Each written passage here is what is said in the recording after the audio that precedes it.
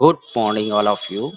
तो last topic जो हम लोग ने कवर किया था वो हम लोग ने स्पैनिंग ट्री प्रोटोकॉल के बारे में पढ़ा था। स्पैनिंग ट्री प्रोटोकॉल में हम लोग ने देखा था कि किस तरीके से रूट ब्रिज का सिलेक्शन होता है, रूट पोर्ट का सिलेक्शन होता है और नॉन डेजिग्नेटेड पोर्ट यानी जिसको हम लोग अल्टरनेट पोर्ट भी जानते हैं, उसका सिलेक्शन कैसे होता है, ये सब चीजें मैंने देखी थी। फिर हम लोग ने कुछ एसटीपी फीचर्स के बारे में देखा था, जिसके बारे में हम लोग ने पोर्ट फास्ट और बीपीडीयू गार्ड के बारे में पढ़ा था। आज हम लोग प्रैक्टिकली करके देखेंगे। प्रैक्टिकल में मैंने बताया था कि जो एसटीपी होता है ये बाय डिफॉल्ट हर स्विच पे इनेबल होता है और एसटीपी का मेन काम क्या होता है, लूप को रोकना, लेयर टू लूप को रोकना। तो मैं यहाँ पर कैसे चेक करूंगा, तो अगर मैं स्विच को कनेक्ट करूं किसी भी पोर्ट से तो आप देखेंगे कि ये आपका पहले लिसनिंग स्टेट में जाता है।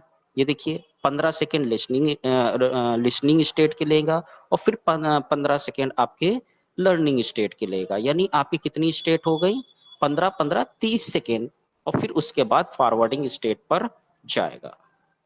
ठीक है, तो इस तरीके से ये 30 सेकेंड ले रहा है। अब हम लोग को यहाँ पर पोर्ट फास्ट कॉन्फ़िगर करके देखना है। पोर्ट फास्ट का मतलब होता है ये लिसनिंग और लर्निंग स्टेट पर नहीं जाता है, डायरेक्ट फॉरवर्डिंग स्टेट पे चला जाता है। ठीक है, तो इसको कैसे कॉन्फ़िगर करना है, पहली चीज आप ध्यान रखिए, पोर्ट फास्ट को हमेशा एन डिवाइसेस के लिए कॉन्फ़िगर किया जाता है। यानी पोर्ट एन डिवाइसेस बोले तो स्विच पोर्ट मोड एक्सेस होना चाहिए। तो हम दोनों तरीके आपको दिखाएंगे। दोनों तरीके कौन कौन से होंगे, एक पर इंटरफेस बेस पर होगा कि पर इंटरफेस पर अगर पोर्ट फास्ट कॉन्फ़िगर करना हो तो कैसे कॉन्फ़िगर करेंगे, और दूसरा क्या है ग्लोबल मोड पे कि डायरेक्ट हमको सभी एक्सेस मोड वाले इंटरफेसेस पर हमको अगर पोर्ट फास्ट इनेबल करना है तो कैसे करेंगे। तो हम क्या करते हैं, एक नया स्विच लगा लेते हैं और इस पे हम क्या करते हैं, यहाँ पर चलते हैं और इंटरफेस F0/1 पर जाके हम पहले इंटरफेस बेसिस पर देखते हैं कि कैसे हम पोर्ट फास्ट को इनेबल करते हैं। तो यहाँ पर आने के बाद यहाँ पर हम जाएंगे कॉन्फिग टर्मिनल। ठीक है, कॉन्फिग टर्मिनल पर आने के बाद में हमको क्या करना है, इंटरफेस के अंदर जाना है, इंटरफेस F0/1 ले लेंगे।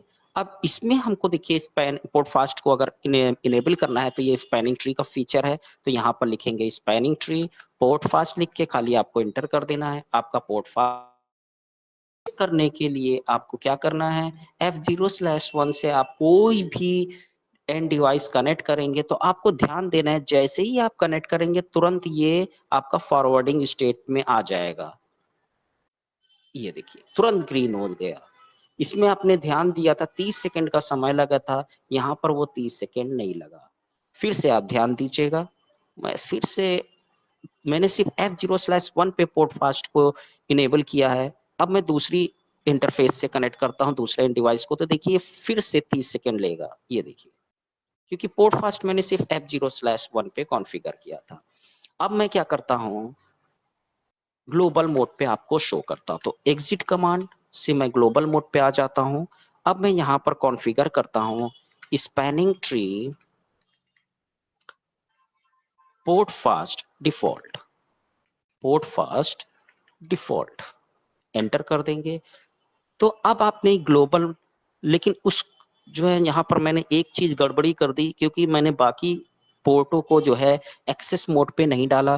पोर्ट फास्ट हमेशा एक्सेस मोड पर ही चलता है। ठीक है, चलिए बाय डिफॉल्ट स्विच के सारे port I think access port पर ही होते हैं, आपको पता ही होगा। तो चेक करते हैं, तो मैं किसी भी एंड डिवाइस को कनेक्ट करता हूं यहाँ पर किसी भी पोर्ट से, तो देखिए तुरंत ग्रीन हो गया।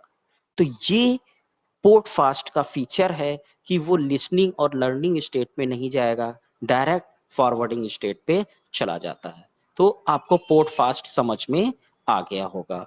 अब हम बात करते हैं बीपीडीयू गार्ड की। बीपीडीयू गार्ड क्या होता है, बीपीडीयू गार्ड इसलिए यूज किया जाता था कि बाय चांस अगर आप पोर्ट फास्ट इनेबल स्विच से पोर्ट से अगर किसी दूसरे स्विच को कनेक्ट कर देते हो तो फिर वहां पर क्या हो जाएगा, वो लिसनिंग और लर्निंग स्टेट में जाएगा नहीं, तो लेयर टू लूप बनने के चांसेस होते हैं।